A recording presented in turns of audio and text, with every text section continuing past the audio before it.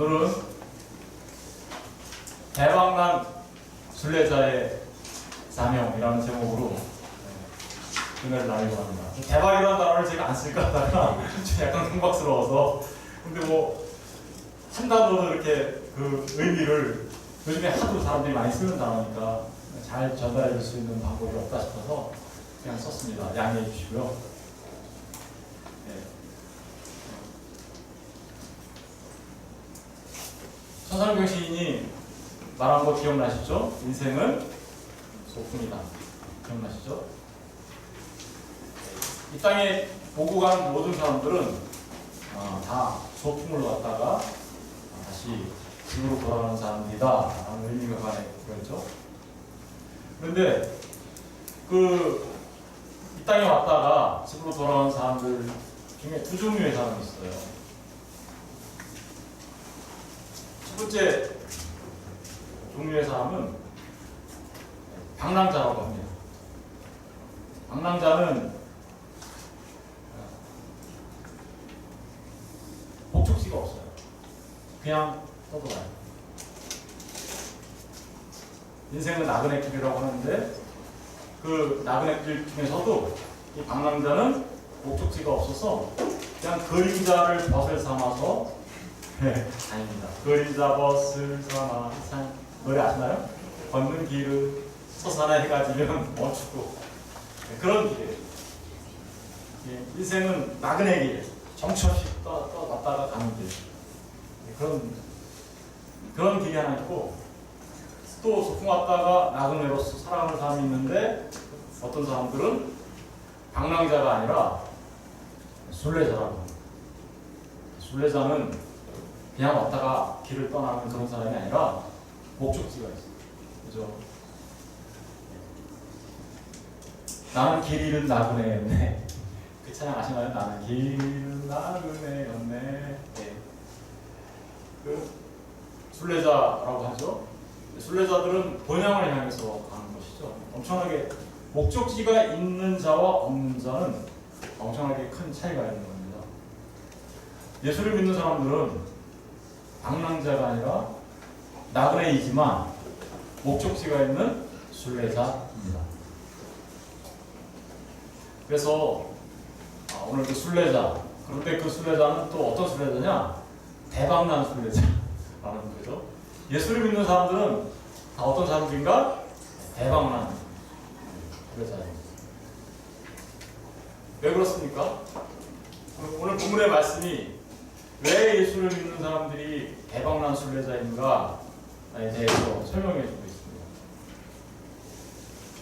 첫 번째가 오늘 말씀에 보면 우리 9절 말씀을 보시면 그러나 너희는 택하신 족속이요. 첫 번째가 뭐라고요? 택하신 족속이기 때문에 그렇습니다. 택하신 족속이기 때문에 우리가 대박난 사람들이죠.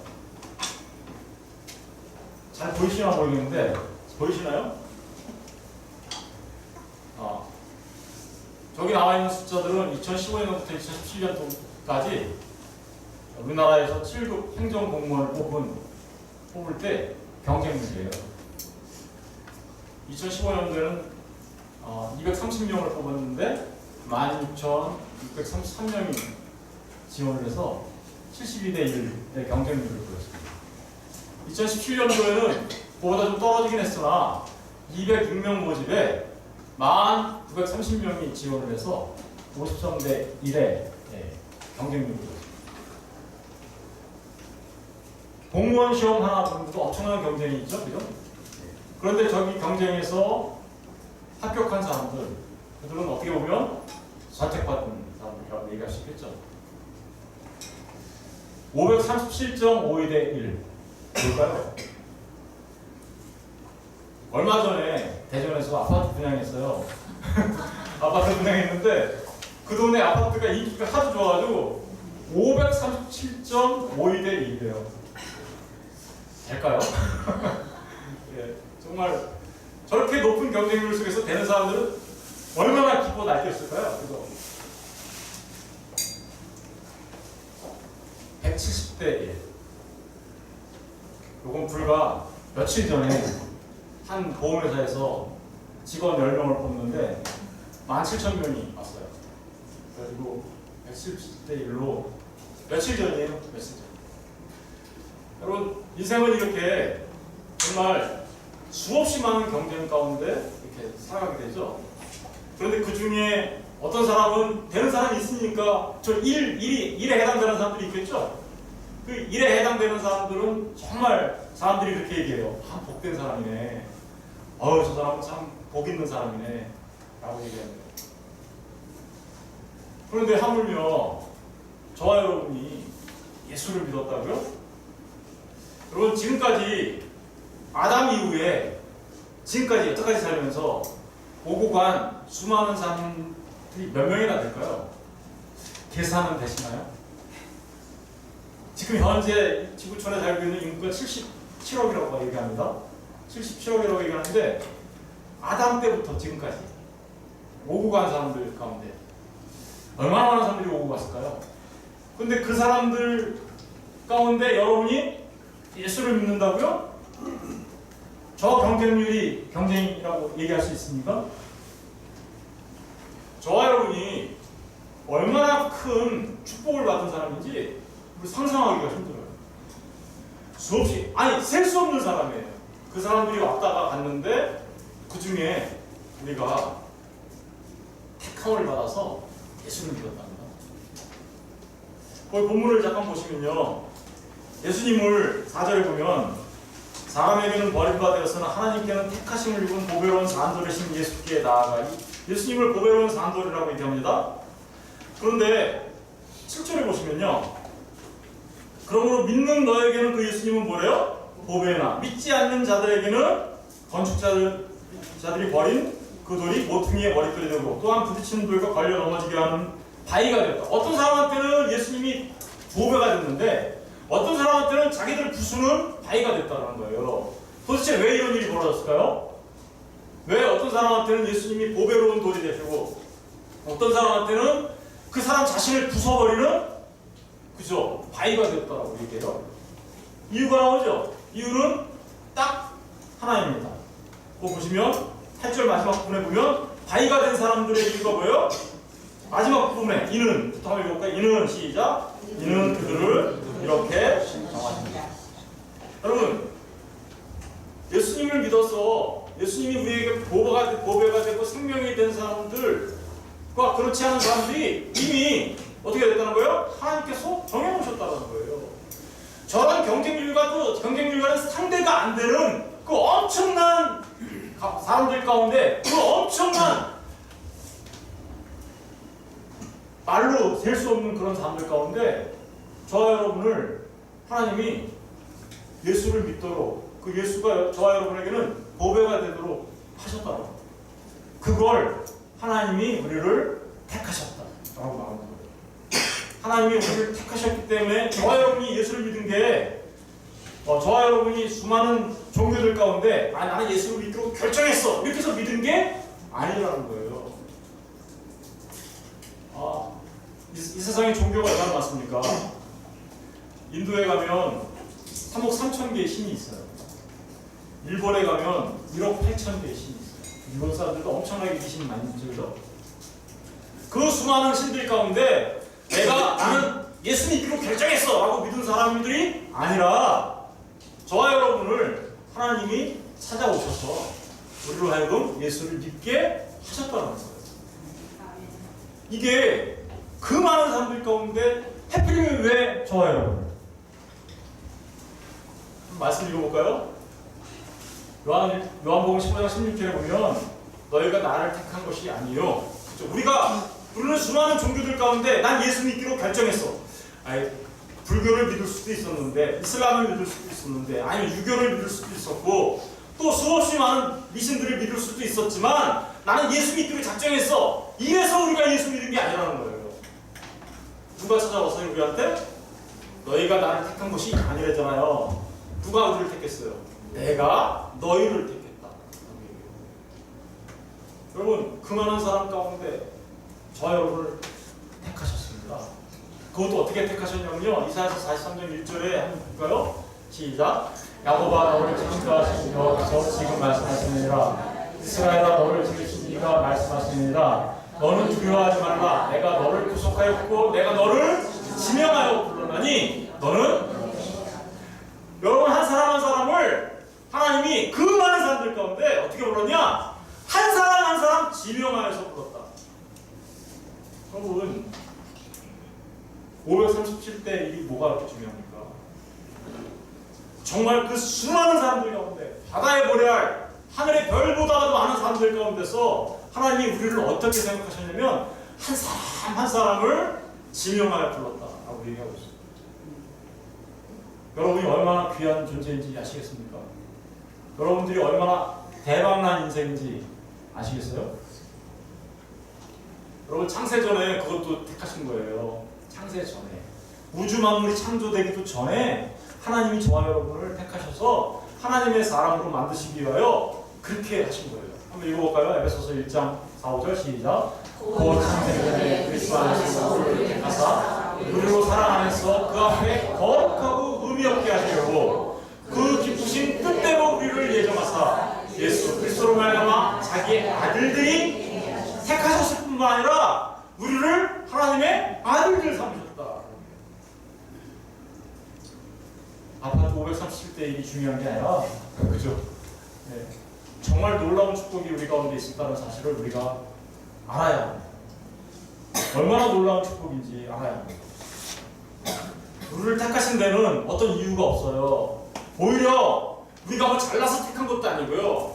우리가 무슨 가진 게 많아서 택한 것도 아니고요. 우리가 똑똑해서 남들보다 뛰어나서 우리를 택하신 게 아니에요. 신명기 7장 7절에 보면 이스라엘을 택하신 하나님이 이스라엘에 대해서 이렇게 얘기해요. 여호와께서 너희를 기뻐하시고 너희를 택하심은 너희가 다른 민족보다 수요가 많기 때문이 아니라 너희는 오히려 모든 민족 중에 가장 그렇습니다. 우리는 그 누구보다도 많은 것을 갖지도 않았고 또 누구보다도 똑똑하거나 잘나지도 않았어요. 그러나 그럼에도 불구하고 하나님이 저와 여러분을 사랑하셔서 창세전에 이미 저와 여러분을 택하시기로 작정하시고 그 작정하심이 우리의 삶 가운데서 그 택하심의 결과로서 지금 이 자리에 와서 앉아있다는 것을 우리가 기억해야 합니다. 대박난 인생이에요.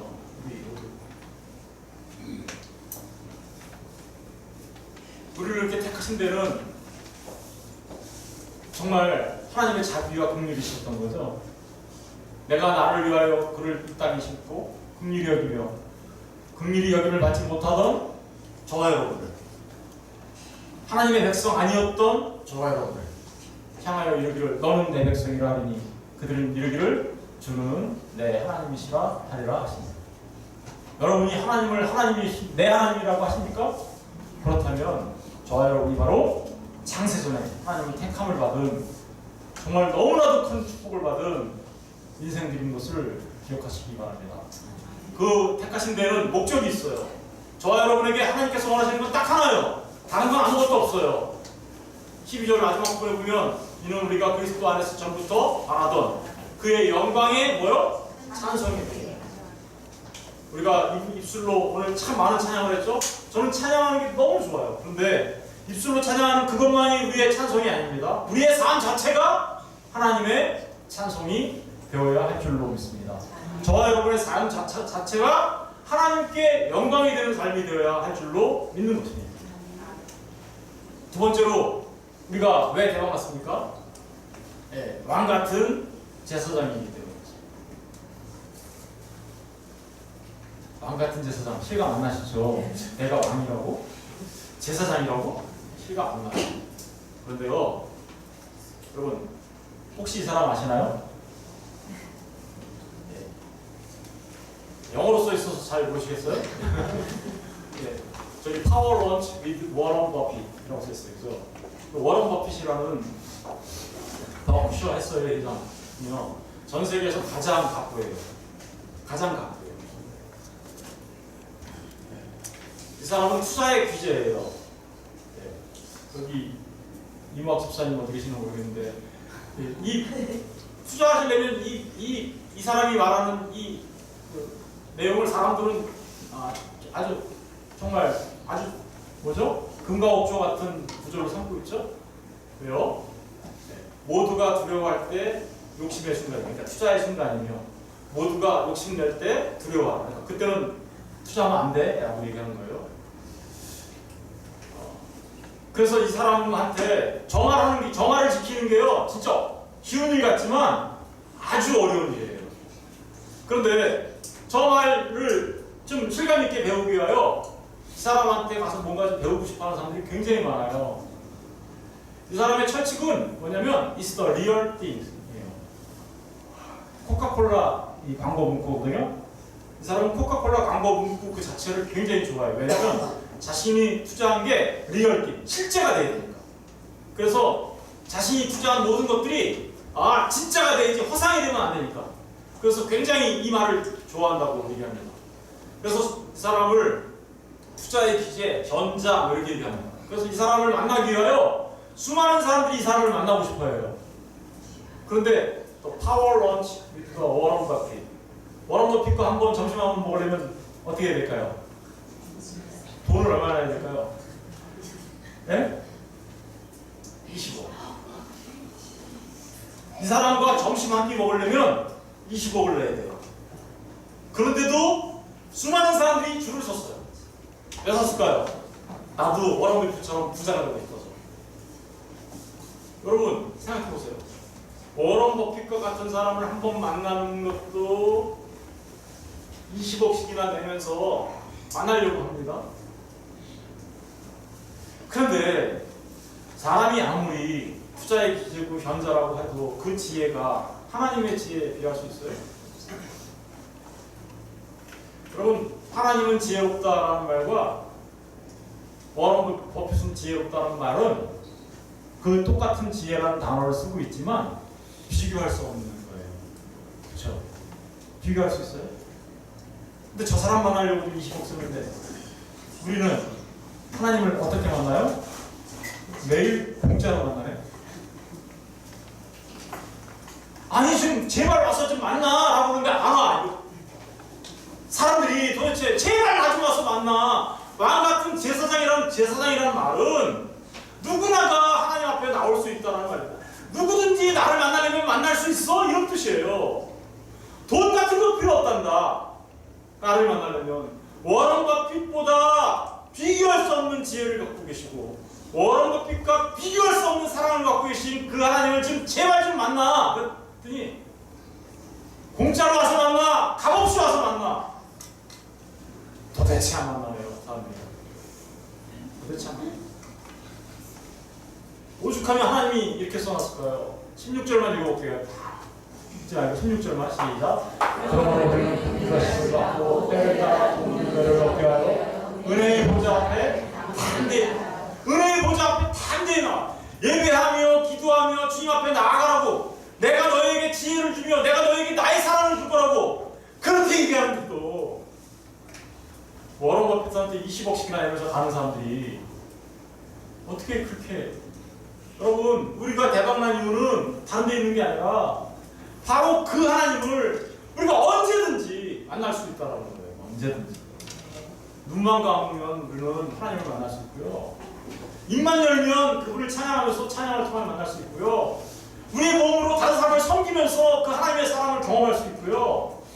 그렇게 할 수 있는데 왜 망설이고 왜 그 특권을 잊어버리고 왜 그것을 망각하고 살아가느냐 이 말입니다. 너무나 놀라운 특권이고 너무나 놀라운 대단한 인생들이 그 대단한 걸 누리지 못하고 살아가느냐 이 말이에요. 저는 저 여러분이 정말 왕같은 제사장으로 정말 주님 앞에 날마다 나가서 주님의 그 지혜와 주님의 그 사랑을 배우고 그 지혜와 지혜로운 삶, 그렇죠? 그 사랑의 삶을 살아가는 분들 되시기를 주님의 이름으로 축원드립니다. 요한복음 16장 23절에요. 24절만 읽어볼게요. 시작.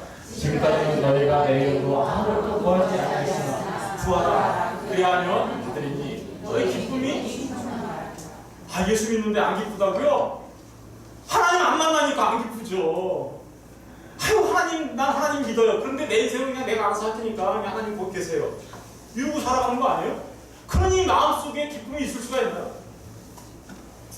하나님한테 나아가 하나님 앞에 구하고 하나님 앞에 나아가 하나님한테 이야기하고, 그럴 때 하나님께서 우리를 돌보시고 우리에게 응답하시는 그 하나님을 경험함을 통하여서 우리가 기쁨이 충만한 사람이 되지 않겠습니까? 기쁨이 없어요. 인생이 너무 슬퍼요. 힘들어요. 맨날 입으로 불평불만 다 하면서 왜 하나님 앞에 안 나가는 겁니까? 왜? 저는 저와 여러분이 얼마나 놀라운 특권을 갖고 있는지 그 특권을 누리시게 되기를 주님의 이름으로 축원드립니다. 세 번째로 우리가 대박난 이유는 거룩한 나라라는 거예요. 이스라엘 백성들을 하나님이 이렇게 불렀어요. 우리 출애굽기 19장 5, 6절 한번 읽어볼게요. 시작. 세계가 내게 속하니 너희가 내 말을 잘 듣고 내 언약을 지키면 너희는 모든 민족 중에서 내 소유가 되겠고 너희가 내게 대하여 세상 나라가 되며 거룩한 백성이 되리라. 너는 이 말을 이스라엘 자손에게 전해. 수없이 많은 민족들이 있었어요. 그런데 그 중에서 이스라엘만 따로 구분해내셨어요. 여러분, 세상 가운데 수없이 많은 사람들 가운데 따로 구분해낸 그걸 갖다가 뭐라고 하냐? 거룩이라고 해요. 하나님이 따로 구분해낸 사람들 거룩이라고 해요. 그 이스라엘을 구분해낸 그 나라를 거룩한 나라라고 했어요. 그렇죠? 그 거룩한 나라라고 한 그 말이 오늘 베드로전서에 그대로 다시 저 말씀이 누구한테 적용되고 있는 거냐? 바로 저와 여러분 교회한테 적용되고 있는 말인 거예요. 이스라엘에게 적용되었던 저 말이 사실은 알고 보니까 누구한테 말하고 있는 거였냐면 하나님의 부르심을 받아 거룩한 백성이 된 저와 여러분을 하나님의 나라라고 부르고 있는 것이죠. 베드로전서에서 이렇게 얘기합니다. 오직 너희를 부르신 거룩한 이처럼 너희도 모든 행실에 거룩한 자가 되라. 기록됐을 때 내가 거룩하니 너희도 어떻게요? 거룩한 자. 하나님이 우리를 거룩한 백성으로 불러낸 목적은 하나님이 거룩하시니까 나처럼 너희들도 거룩하길 바래 라고 하기 위하여 구분해내신 겁니다. 거룩, 구분된 삶이에요. 분별된 삶이에요. 세상에 있으나 세상에 속하지 않은 사람 달라요. 이 사람들은 하나님께서 어떻게 우리를 거룩하게 만드셨을까요? 저와 여러분은 사실은 거룩한가요? 그렇지 못했어요. 그럼에도 불구하고 저와 여러분은 하나님 거룩하다고 불러주세요. 그것은 이유가 있습니다. 고린도전서 1장 40절을 읽어볼게요. 다 같이 시작. 하나님부터 나서 그리스도 예수 안에 있고 예수는 하나님부터 나와서 우리에게 지혜와 의롭과 거룩함과 구원함이 우리가 거룩해진 것은 우리를 하나님의 백성으로 세상으로부터 불러낸 것은 주님이 바로 십자가에 달려 죽으시고 부활하심을 통하여 우리의 지혜와 의로움과 거룩함과 구원함이 되어주셨기 때문이었습니다. 여러분, 예수 믿는 사람들은 그래서 하나님이 거룩한 것처럼 하나님 앞에 거룩한 자로 설 수 있는 거예요. 왜요? 예수 그리스도의 보혈의 피로 말미암아 예수 그리스도의 십자가의 사랑으로 말미암아 우리는 비록 거룩하지 못하고 추하게 버려져야 할 멸망당해서 마땅한 더러운 존재, 추한 존재, 죄악이 많은 존재였지만 이제 예수 그리스도로 말미암아 우리가 하나님 앞에 의로운 자, 거룩함을 받은 자, 구원함을 받은 자가 되게 하셨다라고 말하고 있어요. 그리고 그 사람들을 거룩한 나라라고 말하는 거죠. 여러분, 이런 사람들은 버려야 합니다. 뭘 버려야 할까요? 거룩한 나라의 사람들은 그 앞에 2장 1절 보세요. 2장 1절 성경에 보시면 그러므로 모든 악독과 모든 기만과 외식과 시기와 모든 비방하는 말을 어떻게 하라고요? 설명이 더 필요합니까? 여기에 악독, 모든 기만은 속이는 거 말하는 거죠. 외식, 겉다르고 속다른 행동, 그리고 시기, 다른 사람이 잘 되면 배 아파하는 거, 다른 사람을 비방하는 말, 이런 거 버리는 사람이어야 한다라고 얘기하고 있어요. 버려라. 두 번째가 뭐예요? 사모해라 라고 얘기하고 있어요. 거룩한 나라들은 사모합니다. 뭘 사모할까요? 2절에 나옵니다. 2절을 보면 2절을 다시 한번 읽어볼게요. 시작. 갓난아기들이 순전하고 신령한 젖을 사모하라. 이는 그런 말미암아 너희로 구원에 이르도록 자라게 하리라. 구원에 이르도록 자라게 하는데 자라게 하기 위하여 뭔가를 사모하라죠? 뭘 사모하래요? 갓난아기들 같이 순전하고 신령한 젖을 사모하라네요. 저지라는 게 뭘까요? 그것은 하나님의 말씀을 사모하라는 거예요. 여러분, 저와 여러분이 거룩한 하나님의 백성이 되었습니까? 그렇다면 이제 가난한 아이처럼 신령한 하나님의 말씀을 사모하는 자가 되어 날마다 그 말씀을 사모하며 살아가는 자가 되어야 한다라고 말하고 있는 거죠. 그리고 그러한 사람들은 그리하라. 그리하라. 뭐라고요? 3절에 보니까 뭐래요? 너희가 주의 인자심을 맛보았으면 그리하라. 버리고 어떻게 하라고요? 사모하라. 그 얘기겠죠. 이러한 사람들이 바로 거룩한 나라, 하나님의 백성으로서의 특권을 누리며 살아가는 사람입니다. 거룩한 삶. 거룩은요, 저절로 오는 것이 아닙니다. 우리 예수 그리스도로 인하여 우리에게 거룩함을 주셨지만 이 땅에서 우리의 삶은 버려야 할 것을 버리고 사모해야 할 것을 사모하는 그리하는 삶. 그죠? 정말 은혜를 받았다면 그렇게 하는 삶을 통하여 우리가 거룩한 나라로서의 삶을 살아갈 수 있습니다. 라고 성경은 말하고 있습니다. 저는 저와 여러분이 정말 거룩한 나라로서 삶을 살아가시는 하나님의 백성 되시길 주님으로 축원드립니다. 이제 마지막으로 네 번째, 우리가 대박난 이유, 그것은 우리가 하나님의 뭐요? 소유된 백성. 하나님의 소유된 백성. 하나님 나라의 재산 목록 1호가 뭘까요?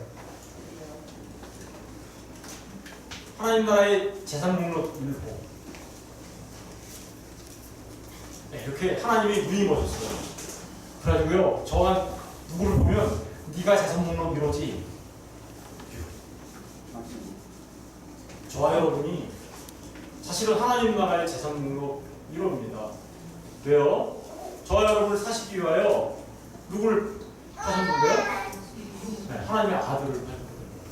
저와 여러분을 하나님 나라의 아들 삼으시기 위하여 하나님이신 예수님을 십자가에서 버리셨거든요. 바꾸셨거든요. 그래서 저와 여러분 모두는 하나님 나라의 재산으로 이루어집니다. 믿으십니까? 네. 여러분, 고린도전서 7장 23절에서 너희는 값으로 어떻게 해요? 사신 거예요. 값으로 샀대요. 무슨 값으로? 예수 값으로. 예수 샀대요. 그러니 하나님 나라의 재산 목록이로가 누굴까요? 저와 여러분이죠. 고린도전서 1장 18절 19절 오늘 본문 말씀해 보면 너희가 알거니와 너희 조상이 물려준 헛된 행실에서 대속함을 받은 것, 대속함을 받은 것, 산 것, 이거다. 그래서 받은 것은 은이나 금같이, 은이나 금으로 산 게 아니라는 거예요. 그런 걸로 된 것이 아니요, 오직 흠없고 점없는 어린 양 같은 그리스도의 보배로운 피로 된 것입니다. 여러분, 그리스도의 보배로운 피를 흘려서 저와 여러분을 대속하고 하나님께서 값을 치르고 사셨어요. 하나님의 가장 사랑받는 분, 예수님. 그분의 값을 치르고 산 사람들, 그 사람들이야말로 하나님 나라의 재산으로 1호. 이렇게 대박난 사람들에게 하나님께서 또한 사명을 주셨습니다. 사명을 주셨는데 어떤 사명을 주셨을까요?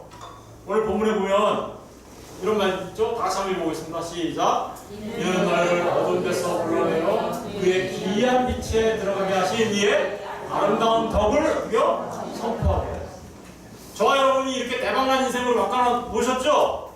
그 대박난 인생으로 바꿔놓은 그것을 가서 자랑해, 가서 세상에 가서 선포해. 이게 저와 여러분에게 주신 그냥 사명이에요. 그게 사명이에요. 여러분의 삶을 통하여 내가 대박난 인생이라는 것을 사람들한테 말하면 그게 하나님께서 나에게 맡겨주신 그 일을 하는 것입니다. 입으로 예수 믿으세요가 아니라 삶으로 예수 믿으세요가 되어야 된다는 거예요. 다른 사람들한테. 입으로 예수 믿으세요가 중요하죠. 그러나 더 중요한 건 입으로 예수 믿으세요보다 더 중요한 건 저와 여러분의 삶입니다. 시 하나 소개하고 마치겠습니다. 선설야 중거 불수호 라는 금조 아행저 수작후 인정. 훌륭하시죠? 정말 훌륭하십니다. 네. 영조 태종태세 문단세 예성민주 익명서 강명 숙교행 정순원철 고수 내서 영조부터 어디요? 예, 철조까지 이 4대부였던 이기도 하고 그 시를 많이 쓰신 분인데 이 양면이라는 분의 야설이라는 시예요. 야설 무슨 들야자죠 저게. 들에 있는 눈 들에 눈이 왔어요. 저렇게 보면 무슨 소리인지 하나도 모르겠잖아요. 근데 이제 이 시를 왜 제가 좀 소개했냐면 백범 김구 선생님 아시나요? 백범 김구 선생님은 이 시를 자신의 인생에 마치 좌우명처럼 사용하셨어요. 자기 인생의 좌우명처럼 이 시를 그 이하영 선생님의 그 시를 야설을 자신의 인생의 좌우명처럼 사용하셨는데 왜 그랬을까요? 네. 한자로 되어 있으면 잘 모르겠지만 뜻을 풀이하면 이렇습니다. 눈밭을 뚫고 들판길을 걸어가느니 어지럽게 함부로 걷지를 말자. 오늘 내가 밟고 간 이 발자국이 뒷사람이 밟고 갈 길이 될 테니. 김구 선생님이 자신의 인생의 그 길이 누군가는 자신의 길을 뒤따라올 것이라고 생각하여 항상 올곧고 바른 길로 가겠다라는 그 심령으로 인생을 살았음을 이 시 한 편을 통해서 우리가 알 수 있겠죠. 이항영이라는 분도 마찬가지였겠죠. 그죠? 예. 누군가가 나의 가던 그 길을 뒤따라올 것이다. 그러니 내가 밟고 가는 이 길을 함부로 막 밟고 다니는 것이 아니라 올곧은 길로 갈 수 있도록 똑바로 걷게 하자. 여러분, 예수를 믿고 대박난 인생으로서 주님께서 주신 사명을 감당하는 사람들은 항상 그 좁은 길, 그 옳은 길, 그 선한 길, 그 옛적 길을 흐트러뜨리지 아니하고 올곧게 걸어가는 사람들이에요. 올곧게 걸어가는 사람들. 그래서 그 누구도 이 길이 막 헷갈려가지고 어디로 가야 할지를 헷갈리게 만드는 것이 아니라 내가 가는 그 길을 따라오면 당신도 그 축복의 길로 갈 수 있어요 라고 말할 수 있는 사람들. 여러분, 저와 여러분의 인생길을 통하여 아까 나그네 길, 그 길을 통하여 우리가 그 편대를 향하여 달리는 길을 통하여 본향을 향하는 순례자로서의 그 올바른 삶의 길을 통하여 누군가가 또다시 나도 당신이 가는 그 길을 가졌어 라고 따라온다면 그게 바로 우리가 사명을 감당해내는 거예요. 저와 여러분이 예수를 믿으세요 입으로만 하는 것이 아니라 삶 자체가 예수 믿는 사람으로서의 삶이 되어야 그 올바른 길, 그 좁은 길로 가는 본향을 향해서 가는 길이 되어야 그게 바로 사명을 감당하는 것입니다. 여러분, 저 시는 예수 믿는 사람들이 쓴 시가 시인지 아닌지 정확하게 말할 수 없어요. 조선시대 때 쓴 시니까 그럴 수는 없겠죠. 그러나 저 시가 오늘 우리 예수 믿는 사람들에게 주는 의미가 있는 것이죠. 예수님은 저와 여러분이 그렇게 주님이 가시던 그 길로 다른 길을 흐트러뜨리지 아니하고 그죠? 그 한 길로 올곧게 걸으시기를 원하시는 것입니다. 그게 바로 예수님을 그 어떻게요? 아까 말씀드렸던 그 어두운 가운데서 우리를 불러내신 그죠? 어두운 가운데서 빛으로 불러내신 그 아름다운 길로 우리가 들어가게 선전하는 것이 되는 것이죠. 마태복음에 이렇게 되어 있습니다. 너희 빛이 사람 앞에 비치게 하여 그들로 너희 착한 행실을 보고 하늘에 계신 너희 아버지께 어떻게요? 영광을 보고. 이게 바로 우리에게 주어진 사명입니다. 사도행전 1장 8절에는 오직 성령이 너희에게 임하시면 너희가 권능을 받고 예루살렘과 온 유대와 사마리아와 땅끝까지 이르러 내 증인이 되리라. 여러분, 저와 여러분에게 맡겨주신 사명은 빛으로서 이 땅에서 증인으로서 우리가 가야 할 본향을 향해서 가는 그 올곧은 길, 그 옛적 길, 그 선한 길, 그 진리의 길, 그 좁은 길, 그걸 흐트러뜨리지 아니하고 걸어가는 길. 기도하겠습니다.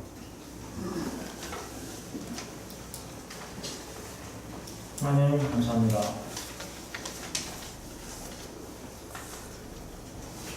너무나도 놀라운 축복의 사랑이 되게 하셨사오니 감사를 드립니다. 이제는 그 축복받은 그 길을 우리도 우리의 삶을 통하여 다른 사람의 길이 되게 하여 주옵소서. 예수님 이름으로 기도합니다. 우리 다 같이 일어나셔서 공헌하도록 하겠습니다. 찬양을 지난주에 봤던 이주애라는 찬양으로 부탁드립니다.